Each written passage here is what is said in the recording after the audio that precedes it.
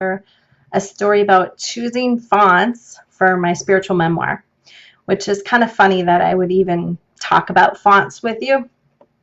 Like, it seems insignificant, but this was a really interesting experience for both me and my publisher. So in a book, there's all different types of fonts, and you open up a book, you probably don't even realize it. So there's fonts like the body text, there's fonts what's at the top of the chapter, there's a decision about how to how to title the chapter, how you want the chapter numbers. Then up at the top of the pages, there's text as well. And so there's a whole bunch of decisions about what fonts do you want to use in all those different places, in addition to the cover of the book and the book. So this isn't my book, but this is an awesome book, Unconditional Forgiveness by Mary Hayes Greco, and I went through her program and I share about this in my book. But for fonts, there's all these different fonts to choose, and I was at a place where my publisher was asking, hey, it's getting close to time to put together the interior of the book. It's called Designing the book layout design. And I needed to answer all those questions about what do I want at the top of the page, what do I want for the body font, what do I want for all these things. So I took a whole time to look at a huge stack of books and look at how do they have things, what really resonates with me, like what do I think will look really good, how do I make it go with the cover as well so things kind of stay consistent. And so I took a long time to look through those books and make the decisions about each segment of font. And I typed up an email and I sent it back to the person that was working on the design layout and gave a list of all the different fonts. And he wrote back to me and said, Julie, you really want a sans serif font for the body text? That is not normal. I'm pulling up the email. That's not normal. Conventional wisdom is that the vibe that sans serif fonts give off is futuristic.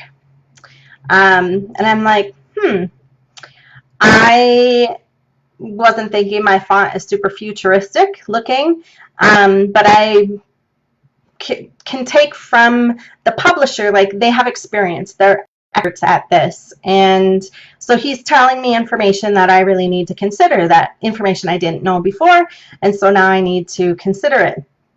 And he said it's not typical for that to be in a memoir, and a memoir is a book about my story. It's my journey, my story from my point of view and what I experienced. So I went back to my list of different fonts that I needed to decide on, and I have this process where I go into my heart to make decisions. And I'm like, okay, well, I'm going to do that for fonts because this whole book journey that I've been on, every step of the way, I feel like it's been guided and I've made decisions using my intuition, little nudges that I receive. And I keep following them just one step at a time, one step at a time. So I'm like, okay, well, I'm going to check in with my heart on each of these fonts to see which ones will be best for, I say, in the highest and best interest for myself and my readers. And so it's not just about me, it's about them too. So I went into my heart. And I have a specific process, maybe I'll show that in another video sometime, that I go into so I can really feel what the differences are in the fonts. And that sounds funny. I laugh at it because it sounds funny that I would feel into a font. But if you stop for a second and think about it, there's all different kinds of fonts. And you've seen a bajillion different ones, and they all make you feel or think in a different way. And so that's true for fonts in my book too. And so there's different feelings associated with them, and I want to do what's best for me and my readers with this book. So I'm checking in to my heart for each of them, and I get the same font.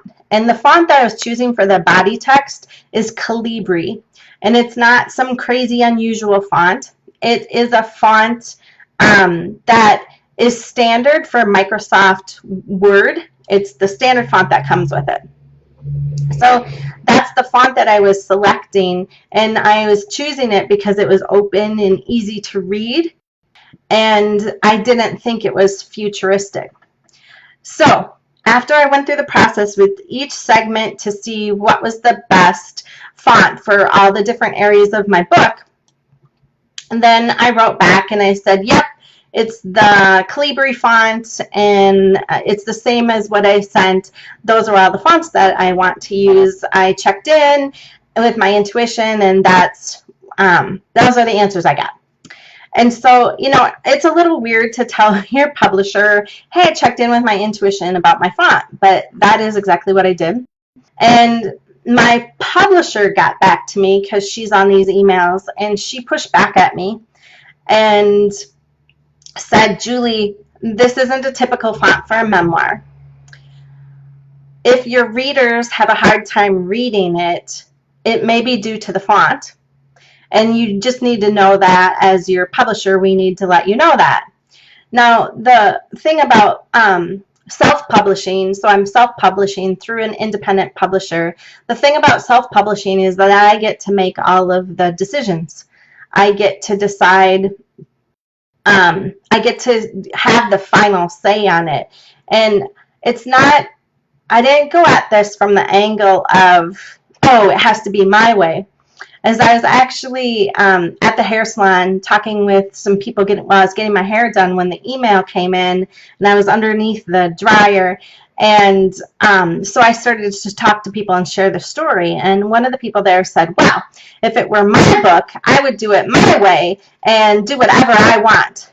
And I heard them, and in the past I probably would have said the same thing. But I realized this isn't about me, this is about my reader and what's in the highest and best interest for my reader with the font.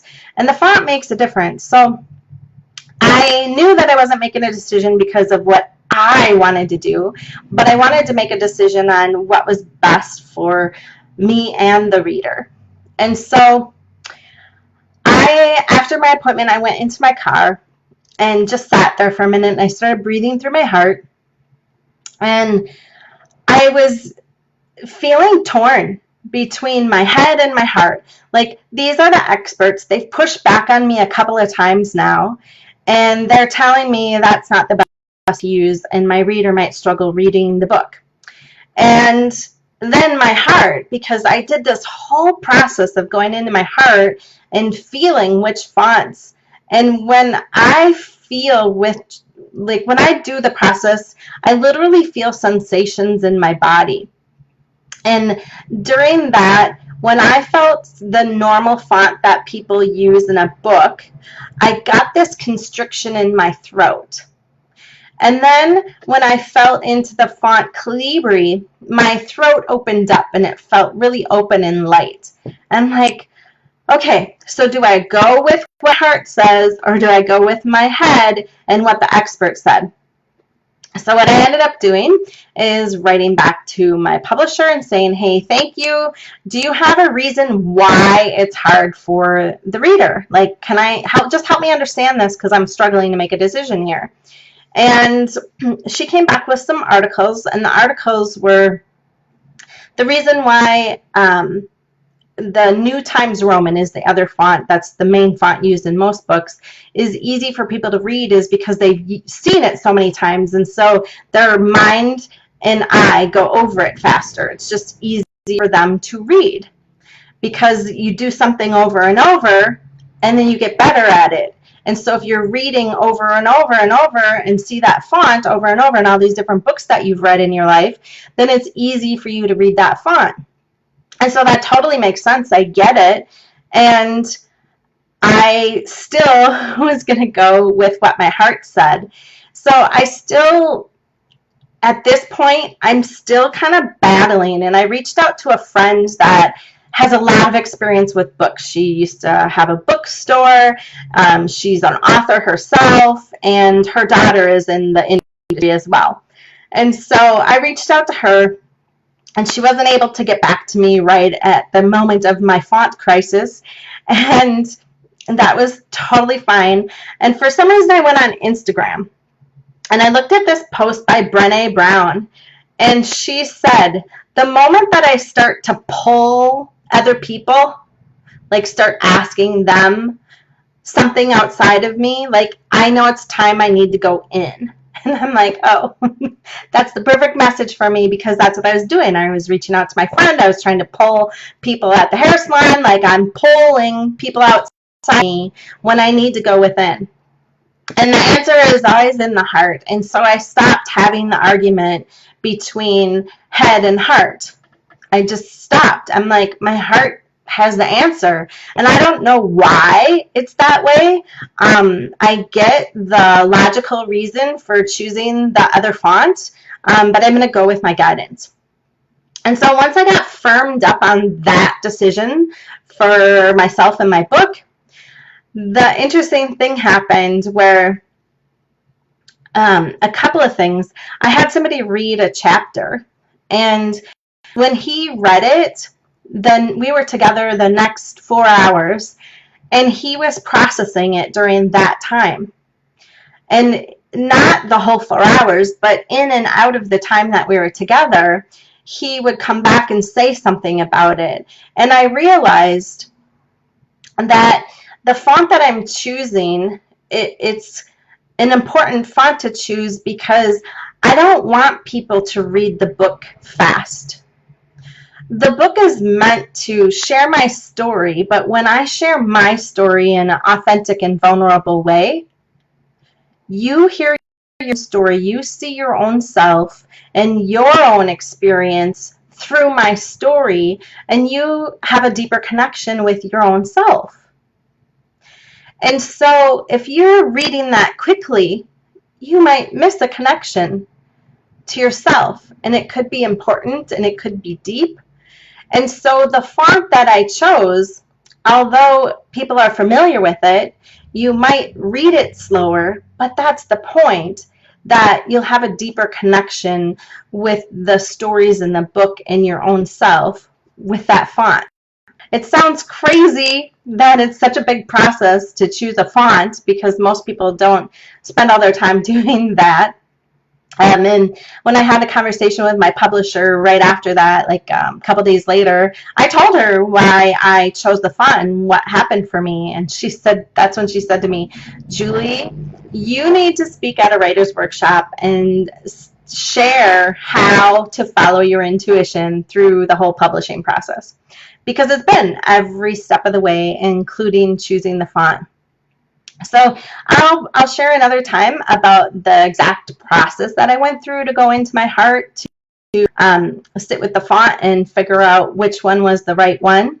But I think the big message here is, we have a lot of experts out there, and I don't want to minimize experts in any way. You need to take what they say and hear them, because they have a lot of experience with it. And you're the expert of you. And you get your own messages, and you know what's right when you sit with it. And so it helps you to get out of your head and go into your heart, so you can make decisions from that space. That's what I've found works best. And I've never been misled when I do that. And I share about a few of those different stories in my book. So that is all I have about my font story. It's a little strange sharing about a font, but it was quite an interesting process to go through and have this internal conflict between my head and my heart, my head and my heart, my head and my heart, and then find myself pulling outside when I just need to get back in and make a final decision and then stick to it. So thank you for listening, and I will share again soon.